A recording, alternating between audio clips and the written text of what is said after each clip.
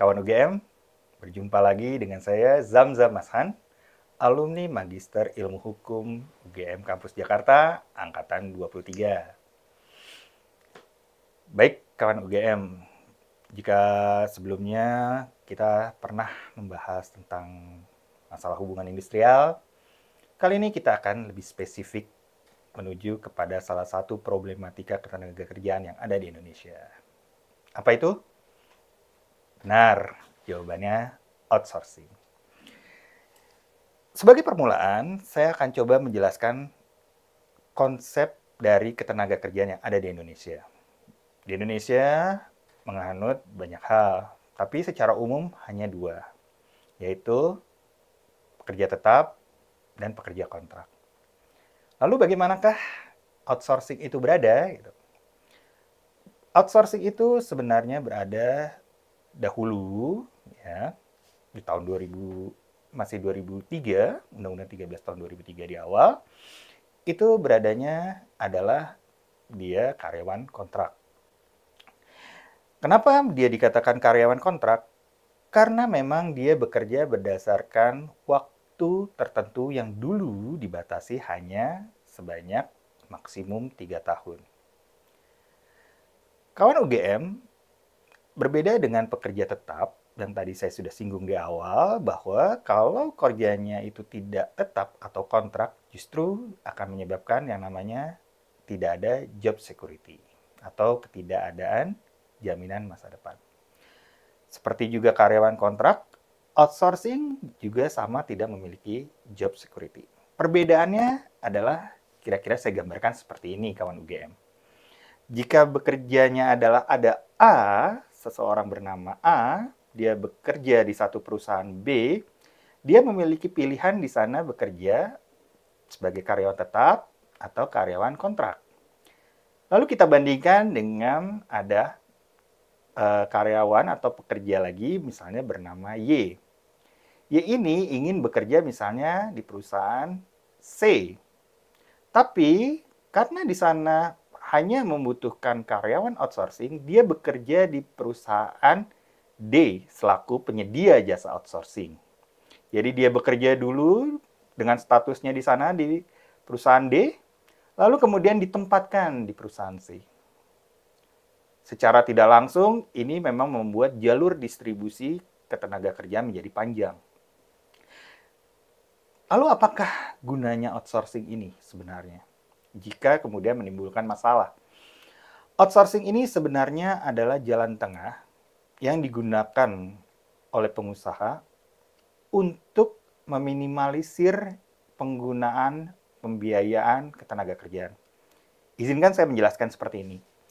Bahwa dalam menjalankan atau menghasilkan suatu proses produksi, itu dibutuhkan 3 hal. Yaitu ada modal, kemudian ada pekerja, dan ada overhead. Overhead itu biaya untuk menjadikan suatu barang itu jadi, misalnya listrik, dan lain-lain. Yang bisa ditekan oleh pengusaha dan bisa dikontrol oleh dia adalah pekerja.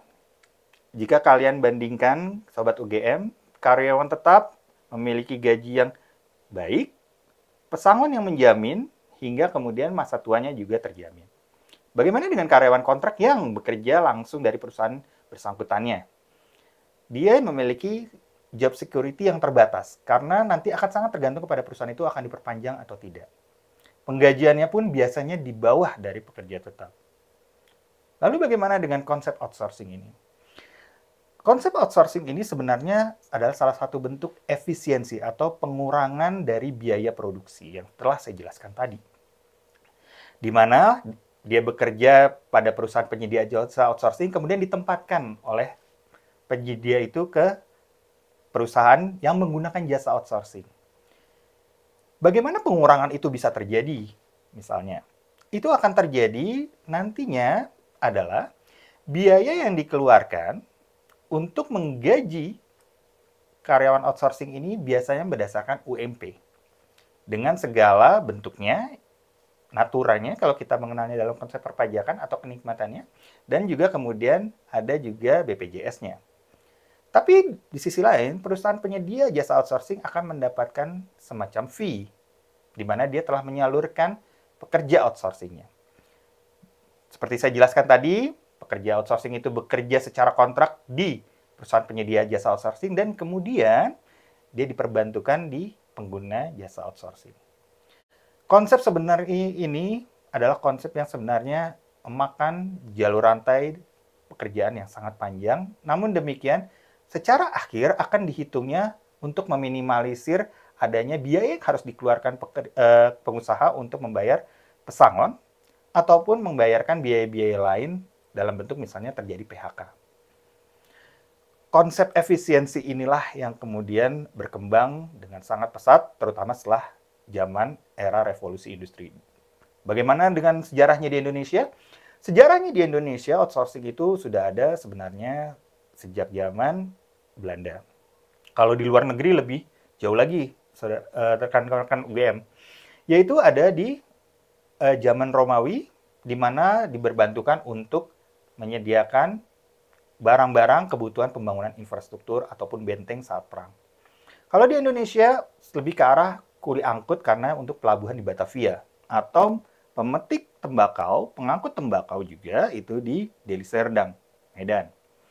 Sejarah panjang inilah yang kemudian bertransformasi dan diwujudkan dalam Undang-Undang 13 2003 sebagai adaptasi dari telah terjadinya krisis moneter yang dahulu sangat memberatkan pengusaha karena harus membayar pesangon sangat besar. Dalam 13 2003, 5 tahun setelah terjadinya krisis, konsep outsourcing ini dibagi hanya untuk jalur pekerjaan yang sifatnya tambahan atau tidak sifatnya pendukung, seperti cleaning service ataupun satpam dan lain-lain. Bukan dalam core bisnis usahanya. Jadi misal ada satu perusahaan misalnya bekerja di bidang finansial, karyawannya outsourcing-nya dipekerjakan untuk menghitung kegiatan hal-hal yang sifatnya finansial dan mencakup kepada inti bisnisnya, itu sebenarnya dilarang. Namun, kita tidak bisa menutup mata karena banyak kejadian penggunaan itu terutama di perusahaan-perusahaan besar. Bagaimana dengan pelanggaran-pelanggaran lain misalnya dalam lingkup masih Undang-Undang 13 2003. Terjadi pula itu adalah di perusahaan-perusahaan badan usaha milik negara. Untuk kasus-kasus ini, rekan-rekan UGM, kawan-kawan UGM bisa melihat banyak data yang ada di internet dan lain-lain. Cukup banyak kasus-kasus yang terjadi, namun penyelesaiannya tidak pernah tuntas. Outsourcing ini juga pernah diajukan ke Mahkamah Konstitusi untuk dimintakan pembatalan, namun 2 kali masa jabatan Hakim Konstitusi yang berbeda di era Pak Jimli Asidiki dan juga Pak Mahfud MD menghasilkan 2 hal yang berbeda.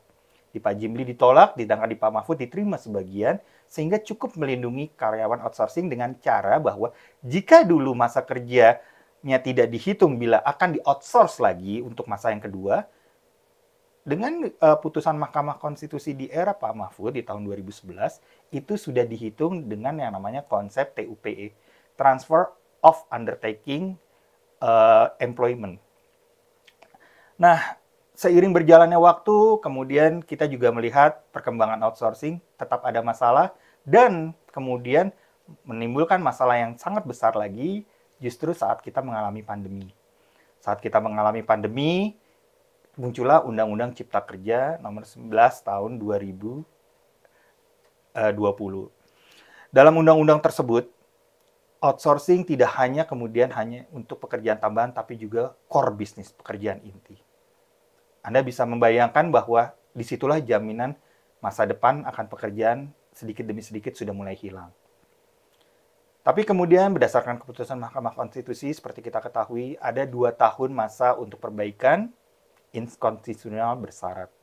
Kemudian muncullah Perpu nomor 2 tahun 2022 yang kemudian berubah menjadi Undang-Undang nomor 6 tahun 2023, di mana menetralisir secara sebagian outsourcing akan dipilih jenis pekerjaannya dengan peraturan turunannya melalui peraturan pemerintahan yang sayangnya hingga saat ini belum ada.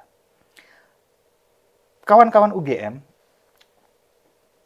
jika kita melihat kembali urutannya bahwa jaminan kehidupan orang akan masa depan biasanya berdasarkan pekerjaan dia yang sifatnya tetap, kemudian dikenal ada juga pekerja tidak tetap, kemudian ada outsourcing. Di luar itu juga ada istilah kemudian untuk institusi lain, misalnya perjanjian kerja dengan institusi tertentu dan lain-lain. Kita bisa melihat pola berpikir bahwa ternyata kita secara harfiah telah mengikuti garis yang sifatnya liberal. Artinya bahwa sistem pasar menghendaki elektabilitas dan fleksibilitas dari pasar kerja, atau di mana dikatakan orang bisa bekerja dengan dibayar berdasarkan waktu yang dia bekerja, dan kemudian tidak akan bisa menemukan jaminan di masa depan. Anda bisa bayangkan bahwa misalnya dulu orang bekerja 8 jam, kemudian digaji dalam waktu 1 bulan sesuai dengan hitungannya 8 jam, akan ada waktunya nanti, termasuk juga outsourcing, dengan waktu-waktu terbatas dan dia hanya digaji atau dibayar upahnya berdasarkan per jam. Ini adalah salah satu bentuk efisiensi. Konsep inilah yang kemudian akan kita terima dari masa ke masa hingga mungkin di masa depan. Bagaimanapun, seperti yang kita ketahui, jika telah ada di masa lalu dan kemudian itu bagian yang diinginkan oleh negara sebagai penengah dari hubungan antara pekerja dan pengusaha, maka outsourcing senyatanya tidak akan mungkin bisa dihapuskan. Kemudian mungkin akan berubah wujud dalam bentuk efisiensi yang lain.